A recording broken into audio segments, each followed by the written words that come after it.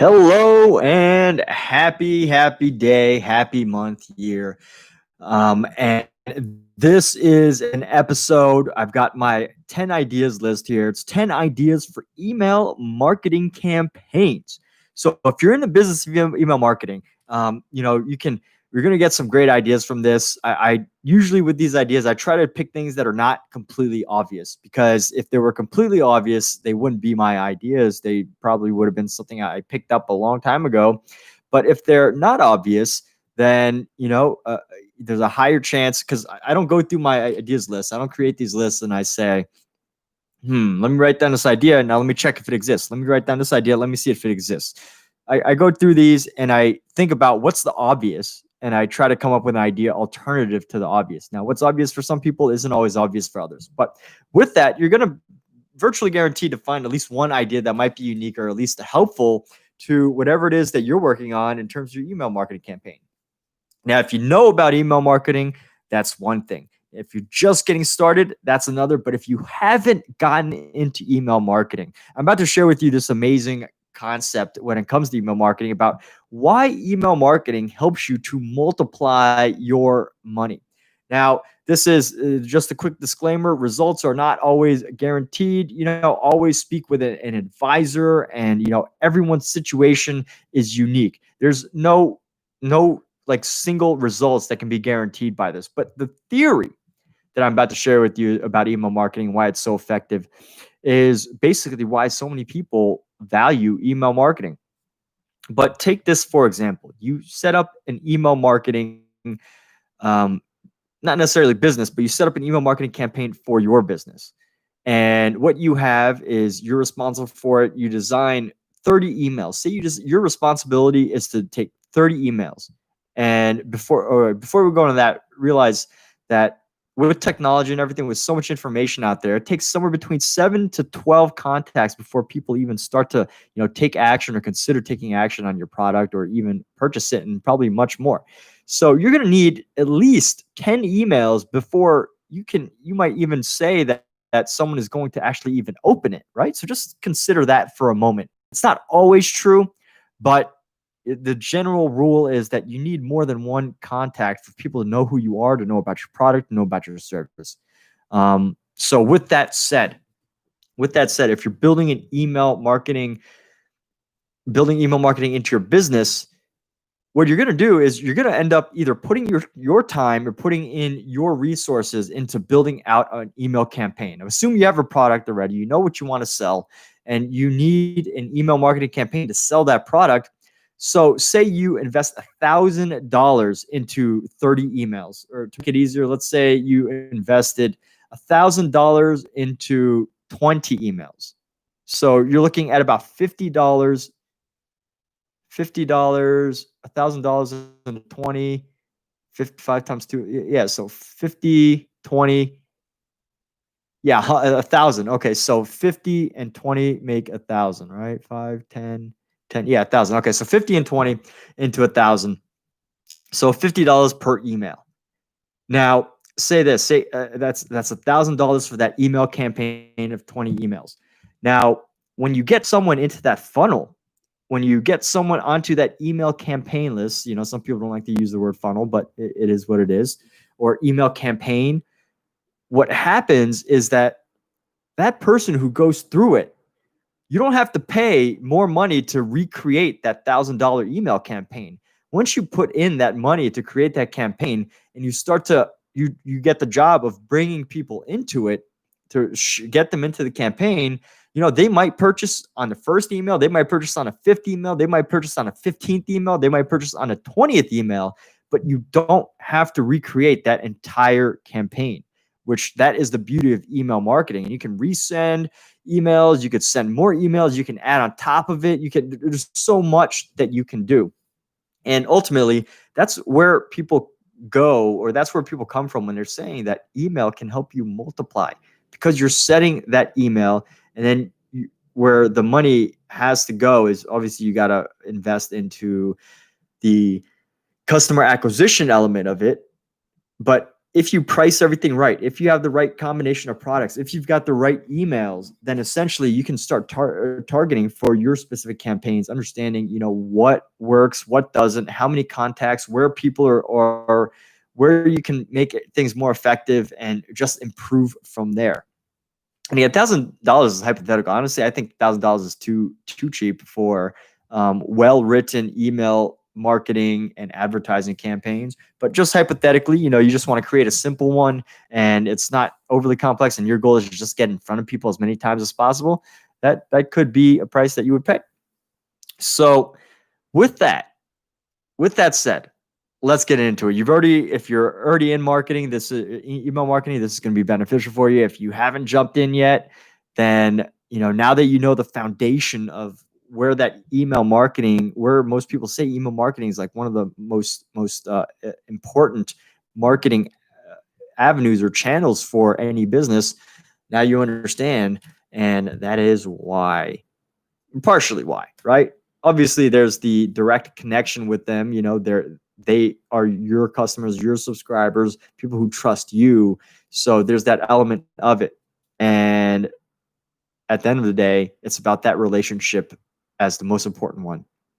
So with 10 ideas for email marketing campaigns, first idea, provide an email written course. And not all of these ideas have to be profitable. Ideally, they do. But if you have someone that is working for you, that is writing your emails for you, not every single email campaign has to be a money maker, right? You want to be adding value to your clients without always asking for something. Otherwise, they'll probably just unsubscribe. And, some people take a perspective that every email has to be a potential revenue generator. You got to decide what your culture is, what your company culture is, your business culture, however you plan to proceed to market. So provide an email written course. So maybe you have a training program, you have your own course, right? You got a course that teaches people to do something specific with their life, their wealth, their career, their business. And at the same time, what you can also do is you can create a free version of that course. Maybe something not as comprehensive, but maybe a week-long course that gives people like the 7 basic steps of whatever it is you're doing. So every day for 7 days, they get an email course that gives them like an idea, a tool, a lesson, and then the action, so that they're getting a course that's going to help them become more successful. And, at some point, that could be considered a marketing for your course, the main course that you're offering. Next is number 2, share a series of training videos. Oh, okay. So this is relevant to number 1, but a series of training videos, something that can train people to do something. Maybe they come from your course or your program. Maybe they are custom made, or maybe they're just motivational videos that you take from your phone that help to inspire people. So something like that is a great campaign, and it doesn't necessarily have to have any sort of buy this attached. It could just be, hey, I am an expert in this area. I want you to know that, and work with me when you're ready. And number 3, we have podcast episodes. Here's a good one. So here's something that not only are you leveraging something you've already got, but you're helping to build more awareness around it. So if you've got podcast episodes, send them in your email marketing campaigns. They don't have to be products or services or, fancy emails about special offers. They can just be a podcast episode. Number 4, Facebook group suggestions. Well, this is a pretty good one because Facebook groups are very valuable. And the tough thing is that there's so many of them. Which ones are going to be part of many Facebook groups, or you have a very specific group of people that are subscribed to you and you want to help them connect and advertise their businesses and grow and improve and all of that. What you can do is do the research for them, get that Facebook groups, and then just start sharing them with them. And number 5, these ideas photos. Okay, so this one was specifically for me in terms of my list. So I make these lists, these 10 ideas per day lists on my guest check book. And there are a series of ideas on them. And what I figured I could do for my email marketing campaigns to add value to my subscribers on one of my newsletters is to share these ideas in a photo instead of just writing them down, right? Instead, you can always just type things, but just sharing them as a photo, it helps stay connected. It helps them feel more like, you're sending something specific to them. And this could be relevant for anybody else. So if you're in business, if you own a retail store, if you own an ice cream shop, if you own a air conditioning heater repair company, what you could do is you could send photos about your projects. Number six, put past articles and stories. Well, here's another idea that we've got that can leverage the things that you've already written and continue to get them in front of an audience that may have not seen it. Remember, at the beginning we were talking about how it takes somewhere between 7 to 10 or more, some people say 12, some people say more times before people even recognize what it is that you do or what you're offering, or even choose to open an email. Someone might have to see. I think the average email opening rate is less than 10% for even the top most successful email marketers. So if you think about it that way, you realize that even the most successful people who in your industry, in your business, there are millions and billions of other people who still don't know who they are. Right. So if you think about super successful people who have invested into getting known and into their business and public relations, all that, if there's still people that don't know them, then you realize that there's still a lot of work that you have to do. And I'm not saying that to demotivate you. That should inspire you to take more action, to constantly put your stuff out there, because sometimes it does take many iterations of something before people take a moment to learn about what it is that you do. So when you share past articles, just because you wrote a past article doesn't mean that everybody that has ever read it. Probably less than 10% of those people who you think have read it have. And next, we're going to go into 7 successes and failures. Okay, so this is more of a personal opening of who, and this was specifically for me. Now I'm realizing. So I made this list last month, and I forgot exactly the premise of it, but I remember I was trying to come up with email campaigns for my newsletter. So I came up with these ideas, and the number 7 was successes and failures. So how can I share some of my personal successes, some of my personal failures with the audience to be more connected? It doesn't have to be a product. It doesn't have to be necessarily just marketing and sales, but getting your ideas, adding value to the conversation, and making sure that your newsletter is a valuable one.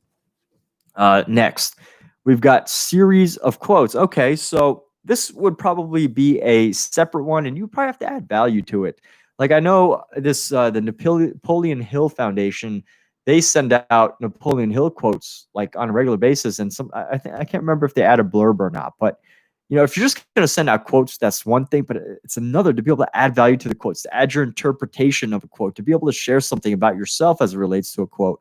And then it's not like you're just sending people quotes, because that's, I don't know, I mean, it might be tougher to get people to sign up for that than it is to for people to want to hear your opinion about the quote, to hear your interpretation, how you apply it. That's what's powerful there. And I'm going to quote a Lady Gaga movie here. Lady Gaga and Bradley Cooper. So Lady Gaga and Bradley Cooper in the movie A Star Is Born. And Bradley Cooper's talking to Lady Gaga, and Lady Gaga's nervous before she gets on stage. And he's like, I don't have this quote exactly, but something like, everybody's got something to say, but very few have something meaningful to say, or something like that. Yeah. So basically the premise was that, everybody can say something, but very few people really have like a story, have a unique take, have a interesting flair on it. And or maybe the quote was even say, everybody's got an opinion, but very few people have something to say, or something like that. But I hope you get the point of it. Go watch the movie. It's a really good movie. Bradley Cooper does a great job of singing in it. I'm pretty sure he's actually singing. And Lady Gaga, I mean, she's a phenomenal artist, musician. So I think that's probably the only movie she was in. So the way I said Lady Gaga movie, what does that even mean, right? Anyway, looking next. So series of quotes, adding your perspective, right? Adding a new viewpoint is what's going to change between you and all these other people that are just sending out quotes. Number 9, big topics. Okay, so here we go. Here's the email marketing campaign. Let's talk about big topics: wealth, health, relationships, business, life. Don't just talk about the mundane, right? You want to go big. You want to be interesting. You want to, share things that are going to add massive value to people's lives, so that they're getting massive value. They're creating massive changes, and that they can become a customer one day, as opposed to, just talking about like small things, like, you know, which now actually, I mean, topics are irrelevant to everybody, right? So I don't want to diminish anybody's views on things, because you might think that celebrity gossip's not good, but here's the thing: is there's a huge business around celebrity gossip. People love celebrity gossip. So I'm not going to diminish anything like that. And big topics to you, big topics that you believe are big topics to your audience, things that are important to the times.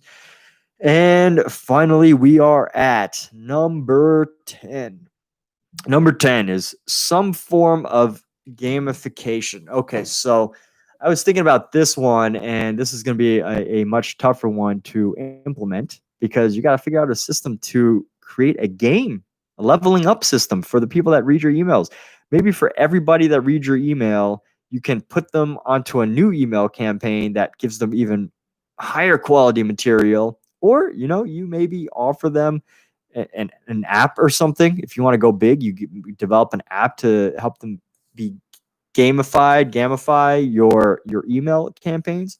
And it's not that you're gaming anybody, it's that they're developing game. You're developing a system that allows them to feel progress, right? So it's kind of like Audible. Take Amazon Audible, and they have a system where they track and they give you little trophies for the different accomplishments you have, like how many hours you've listened to, or whether you listen at night or whatever. And of course, games do this incredibly well.